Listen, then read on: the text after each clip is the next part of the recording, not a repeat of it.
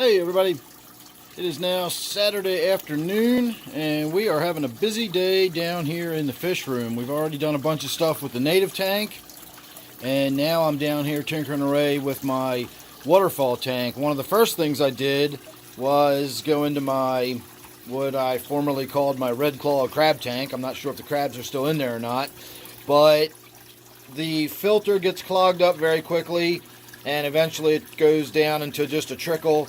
And so I was able to get that cleaned out, and now you can see we've got a nice vigorous water flow. In fact, it's flowing so vigorously it's sort of splashing over the backside of that rock.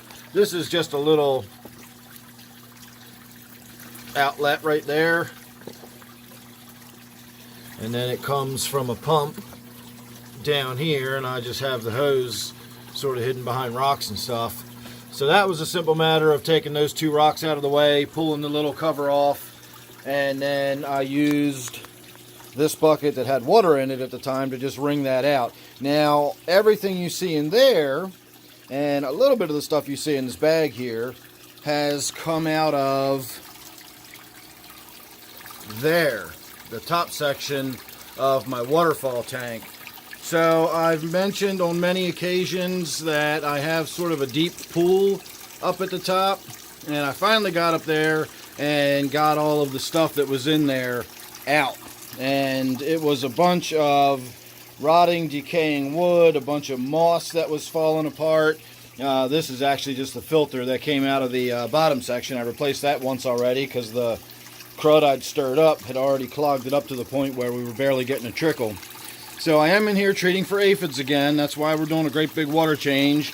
You can see I've got them crawling all over my plants, and they're still crawling around even though they've been sprayed with soapy water. So, not going to make a long video out of this. I am probably going to go out in the yard and look for some stuff to go in here. I'm not going to show you my native tank yet, but we got some changes made to that today. We're going to climb up on my step ladder up here, and we're going to look down into the top. So you can see it's, you know, it's a sizable basin of water up here, and then over here all of this stuff has sort of grown in. The roots of my philodendron here have kind of clogged up the flow this way, and so that's why we get so much overflow going over this side. Most of it is supposed to go this way, but it doesn't.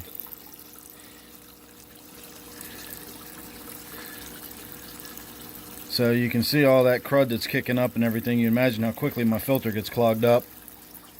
So we're going to work on doing something up there. I don't know exactly what we're going to do just yet, but we're going to put something up there. Honestly, it might be just a cloth planter with some types of plants that like having their feet wet. It may honestly just even be some plants that like having their feet wet, and we can just have them growing right out of the basin. Maybe put some rocks in the bottom to hold their roots down.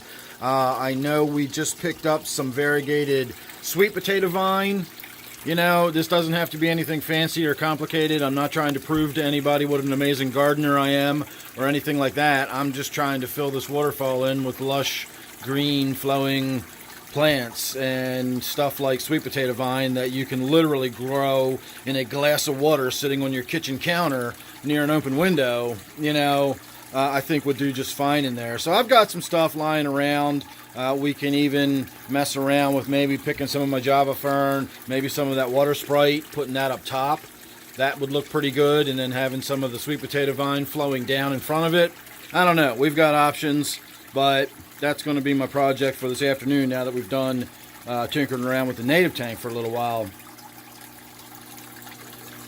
So there you go. I'm going to give one more spray of the soap while the water is still draining, and then we're going to switch the flow and fill the tank back up. And this will be my third water change in as many days, and you can already see how crystal clear that water is. It's normally so tannin stained, and again, you can imagine when you're flowing through, I mean, look at all that moss, and that's just dead moss that was in the water, and the water was just flowing through all that, and I got dead, you know, dead pieces of wood down there, just tannins galore.